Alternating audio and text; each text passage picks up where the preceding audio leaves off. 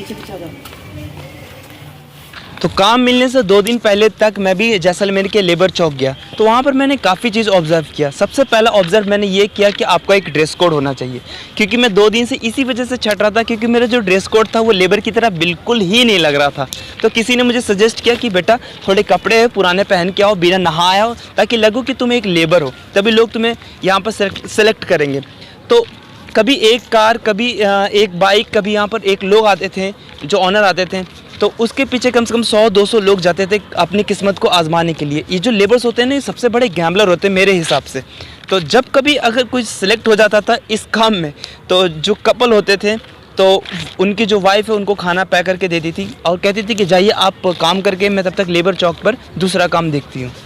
तो इस तरीके का मतलब एक माहौल लगा। फिर मैं दूसरे दिन से बिना नहाए जा लेबर की तरह दिखने लगा। जैसलमेर में एक काम मिला, कल रात में एक मिला था काम, तो आज मेरा पहला दिन है काम का जैसलमेर में, जिसके लिए मुझे दिहाड़ी के लिए मतलब पर डे के लिए लगभग 500 रुपये मुझे मिलेगा। तो और ये मेरे साथ भैया हैं, तो इनके मदद से ये मुझे काम मिला है।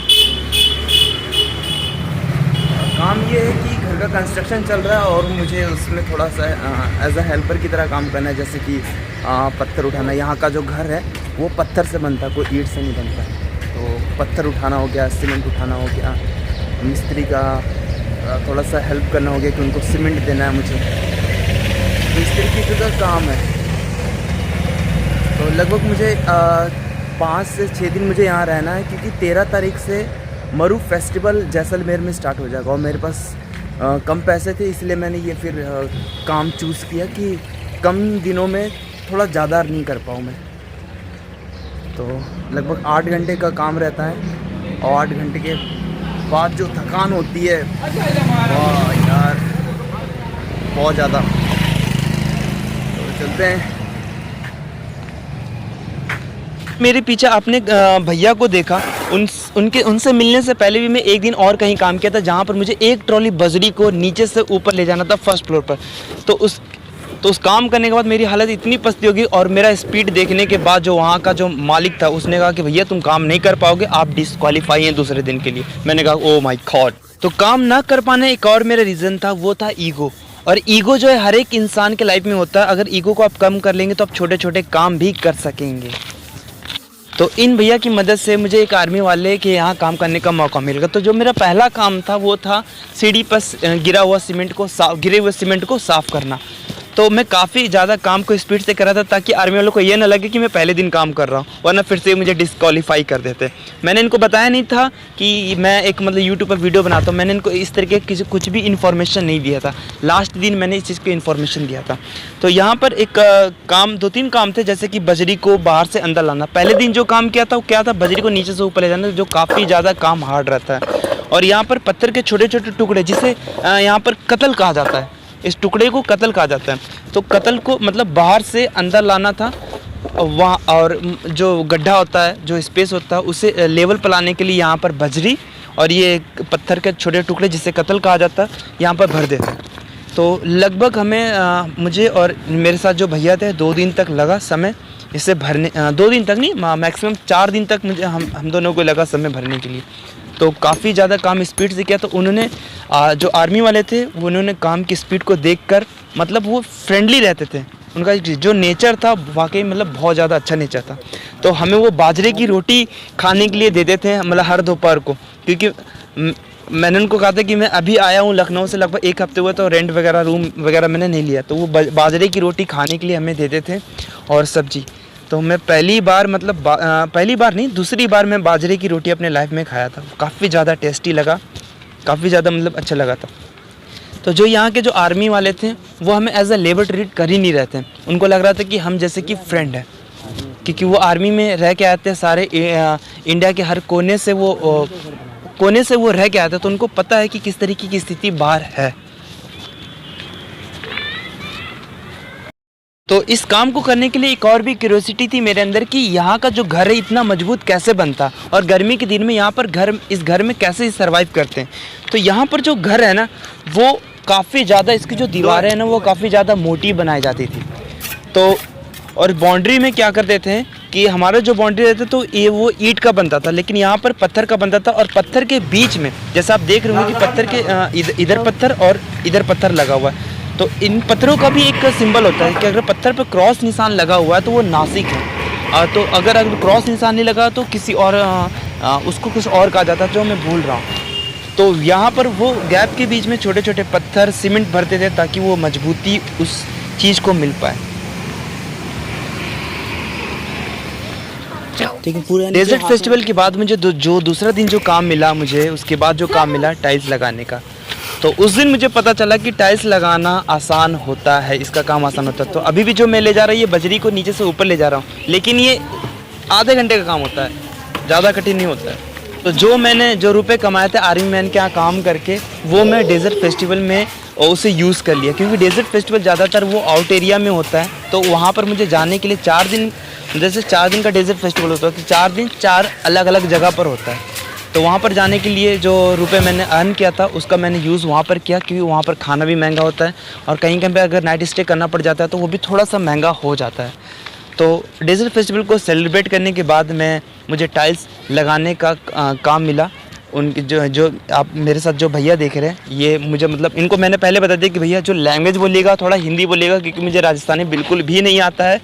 और थोड़ा सा आराम से बोले, क्योंकि जो राजस्थानी जो होते हैं ना वो बहुत तेज़ बोलते, बहुत जल्दी बोलते भाषा को अपने, मतलब कुछ भी अगर मंगाना हो या फिर कुछ भी उनको मांगना हो तो वो बहुत जल्दी बोलते हैं। जैसे कि गीले सीमेंट को इन लोग बोलते हैं रबड़ी, और सूखा सीमेंट को इन लोग बोलते हैं कि मसाला। तो हमारे तरफ क्या होता है कि हमारे तरफ गीला सीमेंट सूखा सीमेंट चलता है, लेकिन इनके यहाँ क्या चलता है कि अगर गीला सीमेंट है तो रबड़ी बोलेंगे। तो मैं कभी कभी कंफ्यूज हो जाता है कि ये रबड़ी क्या बोल रहा है। जैसे हमारे यहाँ क्या होता है कि रबड़ी खाने वाली चीज़ को बोला जाता है। तो ये मुझे टाइल्स लगाने के लिए मतलब थोड़ा बताएं किस तरीके से टाइल्स लगा। तो वैसे मुझे कहीं यूज़ नहीं होगा, लेकिन हाँ अगर पूरे सफ़र में जब तक मेरा चैनल मतलब मोनेटाइज नहीं होता, जब तक यूट्यूब से अर्निंग नहीं होता है, तो ये जो लेबर का जो काम है ना, ये मुझे थोड़ा सा सपोर्ट करेगा। अगर कहीं पर भी मैं पैसे अगर ख़त्म हो गए तो ये जो लेबर का जो काम होता है, इससे काफ़ी ज़्यादा मुझे हेल्प मिलेगा इन फ्यूचर में, कि अगर मैं 1 या 2 दिन या 1 हफ्ते काम करता हूँ तो कम दिनों में थोड़े ज़्यादा पैसे मैं अर्न कर सकता हूँ। अगर मैं 500 रुपये भी अगर दिहाड़ी चल रहा है, अगर लेबर का जो कॉस्ट है वो 500 रुपीज़ भी है पर डे, तो अगर मैं 150 या 200 रुपीज़ अगर मैं खर्च करता हूँ रहने और खाने में, तो 300 फिर भी मेरा सेव रहता है नेक्स्ट डेस्टिनेशन के लिए। तो अभी जो है वो मैं लेवलिंग कर रहा हूँ कि कैसे लेवल करते हैं। टाइल्स लगाने का ये तरीका होता है, मैंने यहाँ पर जाना कि सबसे पहले कॉर्नर पर एक एक टाइल्स रख दो। सीमेंट पहले मेज़र करो कि कितना गैप देना है, कितने बराबर में रखना है। फिर सीमेंट हर कोने पर सीमेंट रखो उस लेवल के लिए, और फिर टाइल्स को लगाओ। और फिर उसे सूद से, जो मेरे आप हाथ में देख रहे हैं ये धागा है, और सूद से उसे लेवल में देखते हैं कि हाँ भाई दोनों की हाइट बराबर आ रही है कि नहीं आ रही है। इससे पहले मैंने कभी भी लेबर का काम नहीं किया, लेकिन यहाँ से जब मैं लेबर का काम किया तो काफ़ी ज़्यादा मतलब एक्सपीरियंस मेरा, मैं काफ़ी ज़्यादा लो लेवल से मतलब एक मतलब इंडिया का एक छोटा सा जो भाग होता है ना, वो काफ़ी ज़्यादा लो लेवल से मैंने एक देखा। तो मैं ये चीज़ मैं मतलब मैं ये चीज़ भी सीख रहा था कि हर एक लोगों के अंदर एक अपनी क्वालिटी होती है। तो कोई उसे एक्सपीरियंस से अपने क्वालिटी को बढ़ाता है, स्किल को बढ़ाता है, कोई उसे पढ़कर और फिर उसका यूज़ करता है। तो इनका भी क्या काम है कि इन्होंने अपने लाइफ का मतलब काफ़ी ज़्यादा जो लाइफ का जो हिस्सा होता है ना, जैसलमेर या राजस्थान में ऐसे बहुत लोग होंगे, क्योंकि यहाँ पर पहले क्या था कि राजा महाराजा के महल्स बनाए जाते थे, मेंशंस बनाए जाते थे, तो कारीगर का यूज़ बहुत ज़्यादा होता था। तो आज भी आप यहाँ राजस्थान में कहीं भी जाइएगा तो ज़्यादातर लोग आपको कारीगर ही मिलेंगे। घर बनाना हो गया या फिर महल बनाना हो गया, तो ज़्यादातर आपको राजस्थान में इस तरीके का कल्चर आज भी मतलब ये चलता हुआ आ रहा है। तो जिन मिस्त्री के साथ भी काम किया और जिन भैया के साथ मैंने काम किया, उन्होंने मुझे काफ़ी ज़्यादा मतलब सपोर्ट किया। मैंने उनको बिना बताए कि मैं यूट्यूब पर वीडियो बनाता हूँ, मैंने बताया कि मुझे काम नहीं आता है ज़्यादातर, तो आप मुझे बताइए कि ऐसे ऐसे करना, मैं उस काम को वैसे वैसे करूँगा। तो इन लोगों ने मतलब काफ़ी ज़्यादा सपोर्ट किया, और जो लैंग्वेज है ना वो काफ़ी ज़्यादा पोलाइट इन्होंने यूज़ किया कि आप तुम इस तरीके से करो, ऐ तुम इस तरीके से, ऐ कभी तुम इस तरीके से करो, तो इस तरीके को बोलते थे। तो कभी कभी मुझे समझ में नहीं आता था ना, तो ये मुझे मतलब अब्यूज़ भी करते थे, गाली भी देते थे। तो मुझे मतलब बुरा नहीं लगता था, मैं हंसने लग जाता था। तो कभी ये पूछते थे कि हंस क्यों रहे हो तुम। मैंने कहा कि आपकी भाषा मुझे समझ में नहीं है कि आपने क्या कहा। तो वो हंसने लग जाते थे, अरे भाई मैंने तुम्हें गाली दी। हमने कहा अच्छा कोई बात नहीं कोई बात नहीं। तो मतलब कि जब कोई गाली देता तब भी मुझे मतलब हंसी आता था। तो यहाँ पर मुझे काफ़ी ज़्यादा मतलब एक लो लेवल से मुझे जो इंडिया के मतलब एक ऑब्ज़र्व करने को जो मौका मिला ना, मतलब ये अपने लाइफ में मैं कभी भी भूल नहीं सकता मैं।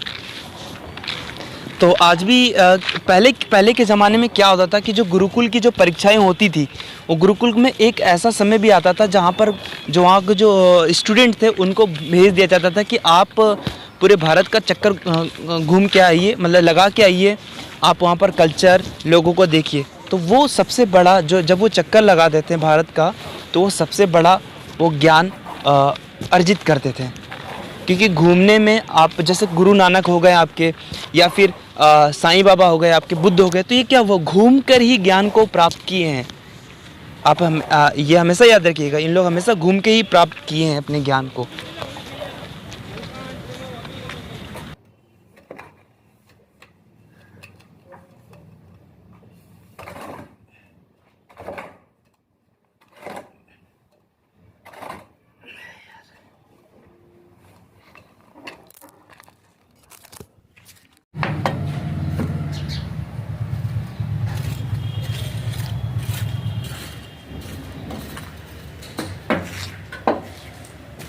लाल कलर था क्या था डब्बे में?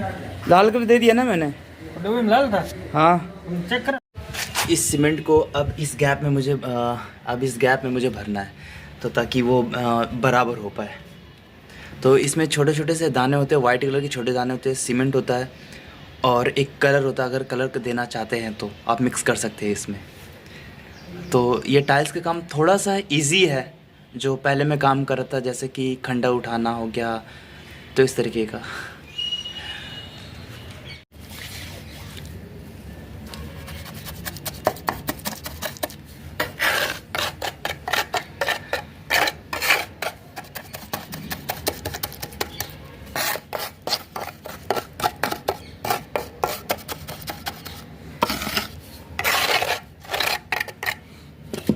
तो यहाँ पर मैं लगभग 4 रूम कंप्लीट कर चुका हूँ, और अभी भी जो है आपको रूम दिखाता हूँ जो मैंने पहली बार टाइल्स लगाना सीखा है भैया के साथ।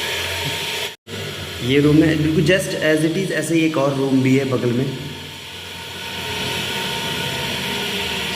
ये किचन तैयार हो गया।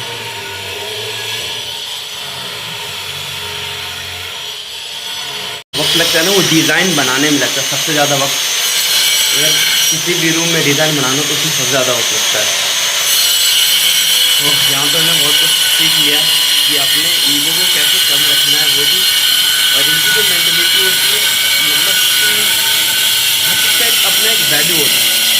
अगर आप IAS इंजीनियर है तो इनकी जो वैल्यू है अपने लाइन में, अपने कम्युनिटी में।